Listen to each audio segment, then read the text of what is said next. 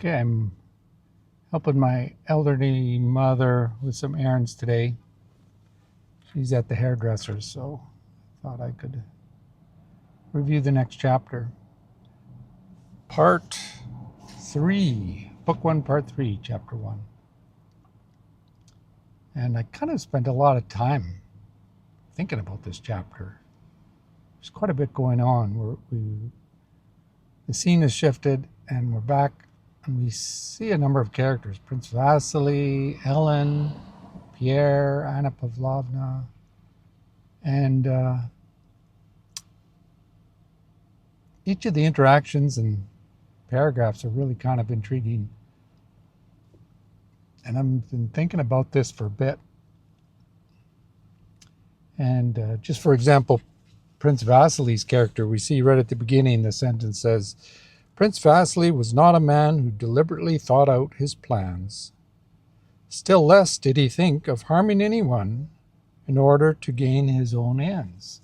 And so there's that, and then pretty much all the rest of the chapter, in one way or another, is about Prince Vasili doing things for his own ends. And so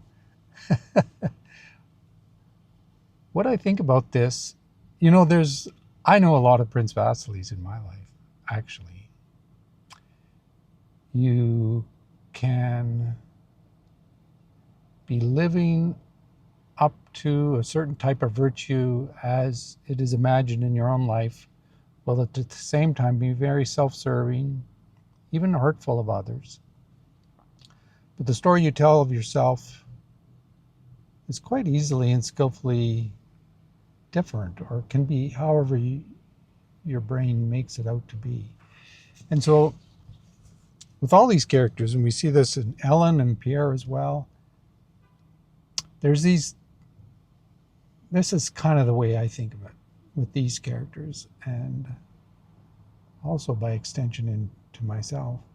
We have all these varied selves within us. Prince Vasili has this kind of calculating, actually a self-serving self, which maybe is just below the surface of his consciousness, comes up now and then, but it's very much active and very much influential in his life. But he also has this sort of guiding virtue he can't break or cross, at least as he kind of thinks of it in his own mind. And so there's all these different forces and characters and qualities within us simultaneously at the same time. Prince Vasili, he's not purely a manipulative, self-serving person, but he definitely has those skills that come to the forefront. And he can also be very compassionate and kind and contrite, I think. And so I find it much more interesting and curious to think of these characters in this way, having various qualities, even paradoxical qualities.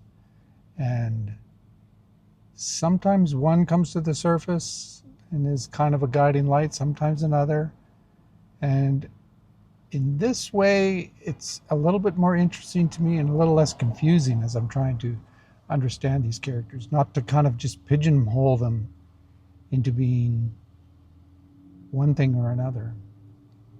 And that certainly helps with Prince Vasili to think of it in this way. And I think of Pierre in the same way, how he's very kind-hearted. I think he is truly a kind-hearted fellow, but he's really, he sort of has an intelligence as well, as we've seen him speak and think about societal issues, but at the same time, he's oblivious and not so intelligent about sort of the social dynamics and kind of what's going on around him. And so I think the way it makes sense for me is that both of these are true at the same time. It's just sometimes one quality or character or energy is a little bit more stronger, or habit forming, you might say.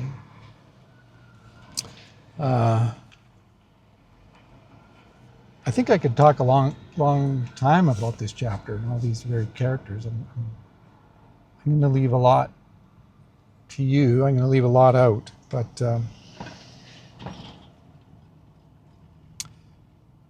and so he's Count Bazukov. All these people are kind of fawning on him and giving him honor and telling him how wonderful he is.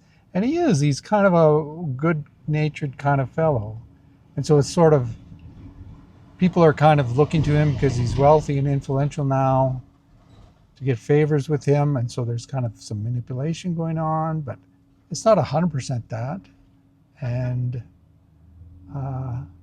Pierre's interpretation of that isn't 100% sort of diluted either.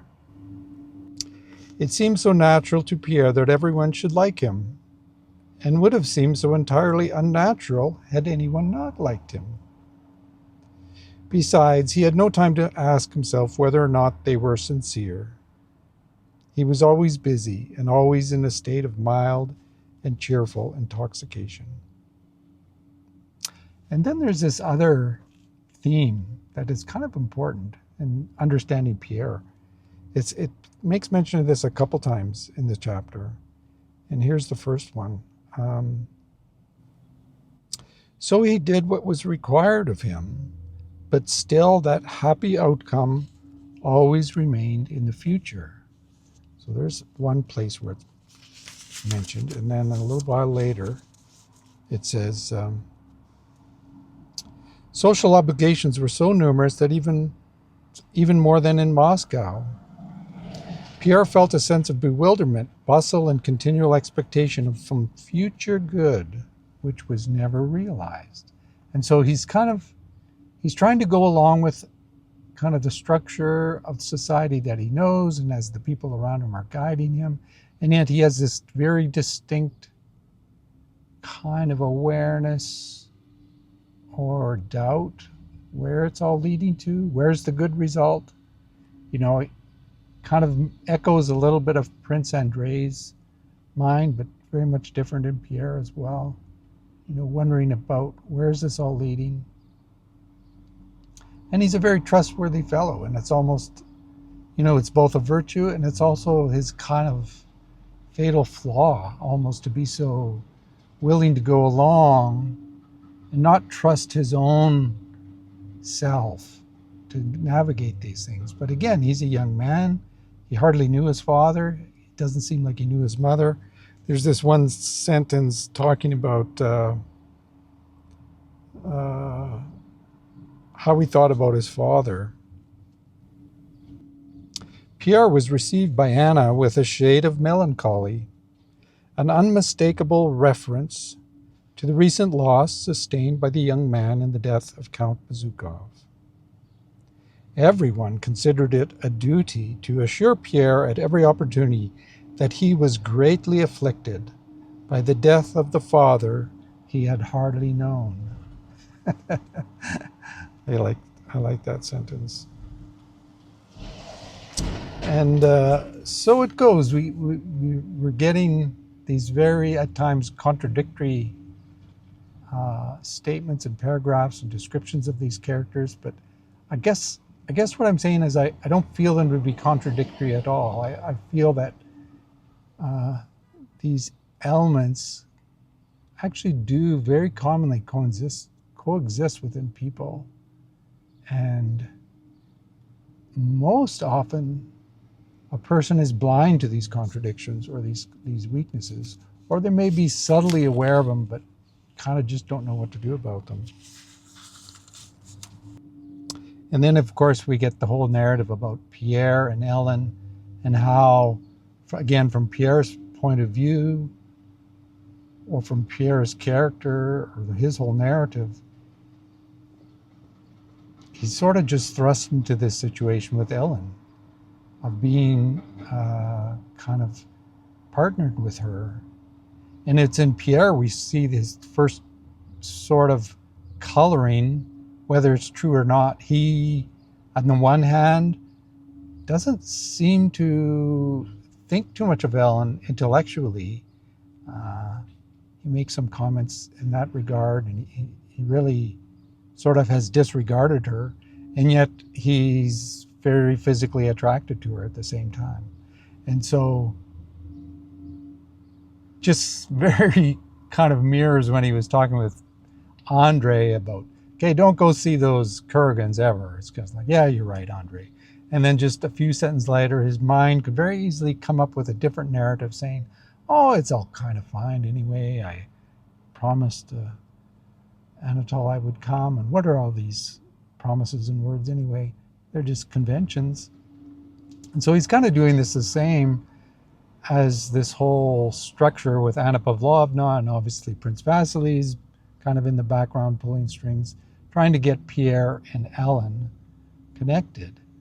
And once again, Pierre's kind of vacillating between one self within him, sort of indifferent and even cold, critical of Ellen, but another self within him is just very much physically attracted to her and could tell a story. Oh, this might just be a wonderful thing. And so, I guess it's just really helpful to lower the scale, lower the perception of what we think humans should be. And if we keep, at least I find it for myself, if I judge just humanity generally and we're much more gracious and kind of set the bar much, much lower, it seems to harmonize much better with how things actually play out. And I'm much less confused when I have a character like a Prince Vasili in my life. And I'm not caught up in like, oh, this guy is just being totally manipulating and so on. It's kind of like, oh, actually, this is actually normal for people, And these can be very virtuous, kind, loving people at the same time. Not saying everybody lives in this happy middle ground where it's kind of sort of balanced out, At times, different personalities sort of take charge, and that's more of a thing. But I think within us, there are many of these contradictory, paradoxical character qualities, and confused, and really don't have our shit together kind of thing. And you can see that definitely in Pierre. We've seen it in some of the other main characters so far, Andre and Nikolai, and we're getting all these different angles on these characters who, again, if I'm going to speak racially, they're just doing their best. Like, just think about Ellen, who she grew up with, who her father is, kind of the family structure, which we can just guess at. And, on the one hand, she's just trying to find her way. And given the culture and society and family she grew up within,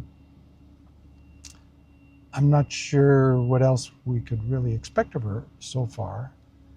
And, perhaps same with Pierre. Perhaps same with Prince Vasili as well. How much of these people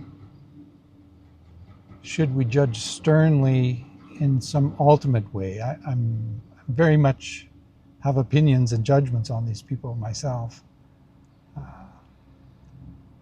But I find it much more interesting, curious, and actually just a little bit easier and in a way harmonious that sort of makes sense to see how a character can both be one thing and another at the same time. And anyway, that's a little bit of a long-winded thing about this chapter. But again, as I mentioned, I think compared, this was a particularly dense chapter, just talking about these character qualities with these people. And so, at the one hand, kind of Pierre's infatuated with Ellen, but he's also, yes, she's good looking. He had realized that this woman could belong to him. But she is stupid. I myself have said so, he thought. This is not love. On the contrary, there is something abhorrent, something forbidden in the feeling she arouses in me. And so you can see these conflicts with Pierre.